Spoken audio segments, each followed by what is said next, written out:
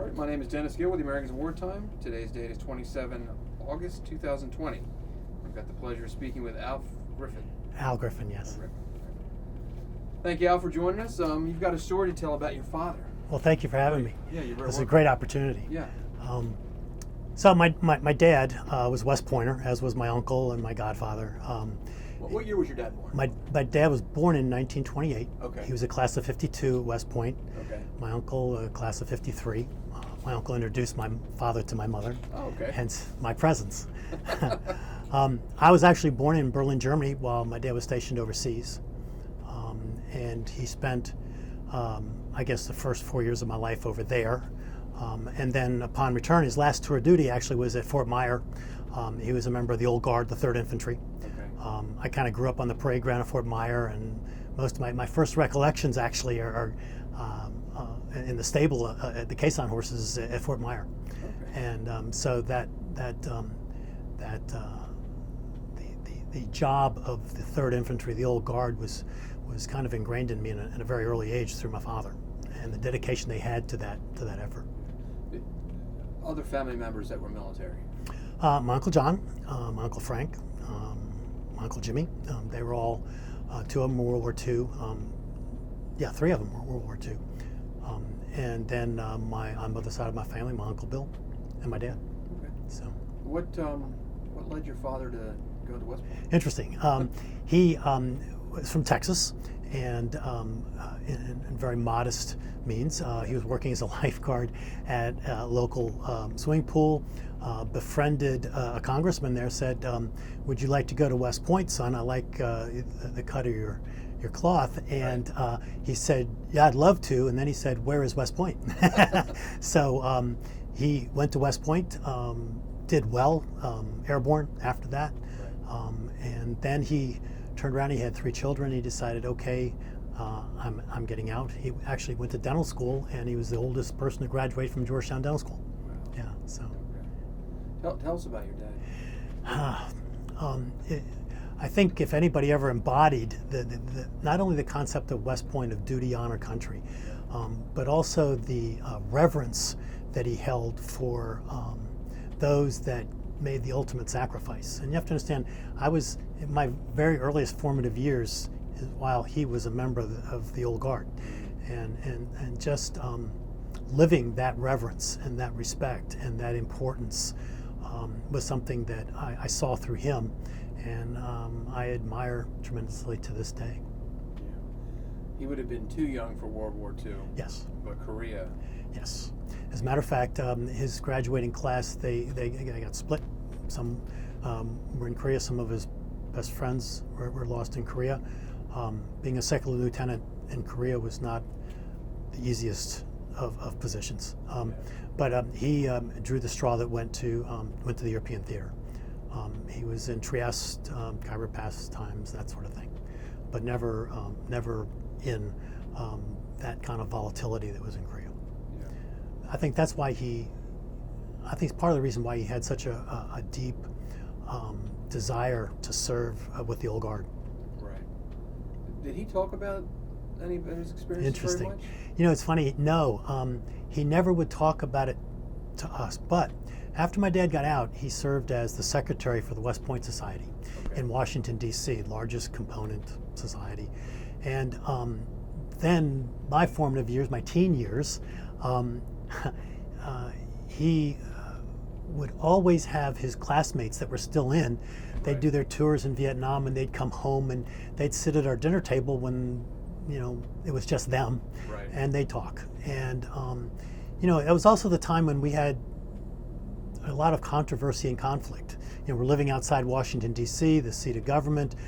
We had a lot of different thoughts about the war in Vietnam. Yet, when these men came home, they were nothing but about their duty, honor, and country.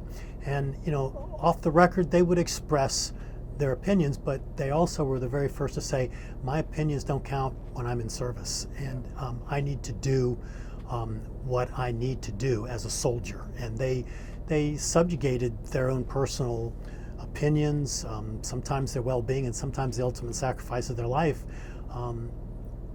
to allow Right. what happens in this country now, which is basically, it's funny. I went to a Little League baseball game, one of the few who are actually allowed to have now, Right. and everybody stood up and Star Spangled Banner, and everybody put their hand on their chest and sang that. But and looking back at those gentlemen that graced our dining room table, talking to my dad about those things, what they did also, it gave other people the chance to, take a knee and do the things that very few other countries allow, Right. which is to express your position without fear of retribution. And it's so retrospective to look back and see the sacrifices they made, to allow us to be where we are today. Right.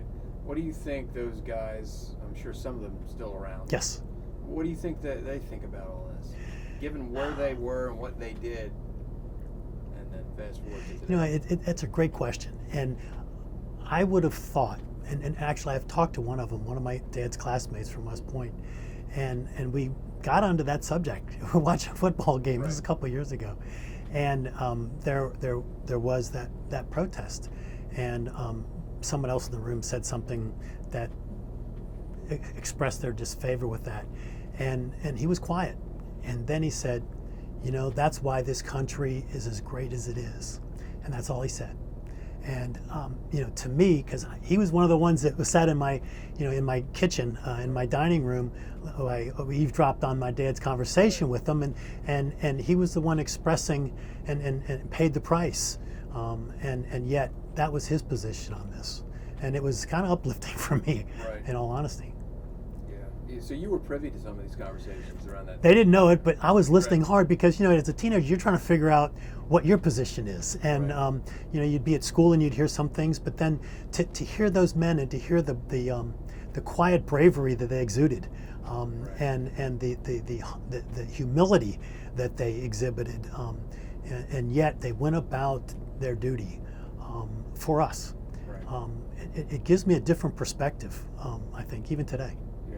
When would this have been? How old were you when this was going on? Sure. So basically, late '60s, early '70s, Okay. and right through to the, I'd say, right through to '73, because I went off to college in '72, but mid '60s to early '70s. Right. Do you think that you have benefited from their Oh. experiences, Oh, at least a little bit? Oh my gosh, yes, and it's not just because I get to live in the country in which we live. Right. It's I have such a respect for those individuals that serve, and that again subjugate their own person and personal positions to serve, so that we can live free. And I wish that all sides would have an understanding of that, and I only think I have that full or that amount of understanding because I snuck a listen. I listened to them, because most people who've served, they don't like to talk about what transpired, and they don't like to express views. So they did so under the guise of their own little band of brothers, if you will. And I think I have a perspective and an understanding that gives me great respect for them. Right. You think they were comfortable amongst themselves to Yes, talk about it? absolutely. Yeah. Because you never heard them talk about it ever. And we were always in social settings with them. That my dad's best friends were those who were still serving in Washington, coming through and doing their desk tours, and so to speak, before they'd be deployed again. And I grew up with their kids, and talking to their kids, same deal. No, Dad doesn't talk about it. Well, my dad doesn't talk about it either. And so I feel very graced and blessed to have been able to listen. Yeah. What do you want someone, the goal of this project is to preserve stories. Because as you know, firsthand, Yeah. these stories aren't readily told by Right. the people that were there. Right. There's a reluctancy to do it for whatever Right. reason. Right. I didn't do anything, or it just bothers them to talk about it, or you wouldn't understand. So Right. what is something you'd like somebody who might watch this interview in 100 years Sure. to know about your father? Well, and not just my father. I would say all of those men that gave of themselves so that this country could stand almost in a unique position of being free. And this effort, it's not a glorification of war. It's an acknowledgement of what these men and women went through to allow us to live the lives we lead. So it's a way of understanding fully the sacrifice that they made in order for us to be able to live free. And so I would encourage anyone of any political persuasion to come and support this effort, because this is what allows us to have that difference of opinion. Right. And I would hope that everybody would have a healthy respect for that. Yeah. You brought a picture. Oh yeah, well, I was told to bring a picture of my dad, but the best one is when 4 months after my mom met my dad. Hold that up. I'm sorry, and this is his West Point picture. Okay. And that's great. my mom. My mom went to college in New Rochelle, just down the river, Okay. from West Point, and they met in February. They married in May and stayed happily married for over 40 years. So, yeah, until my dad's passing away. Were they married during his wartime service? Yes. Yeah. Yeah. Does your mother ever talk about that? What's that like to be the spouse of someone? You know, it was overseas interesting. fighting? It was interesting. There was my mom did talk about it a little bit, and she described the fear and the loneliness, actually, because she was left with an infant for 2 years while my dad was mostly deployed in different places. And I think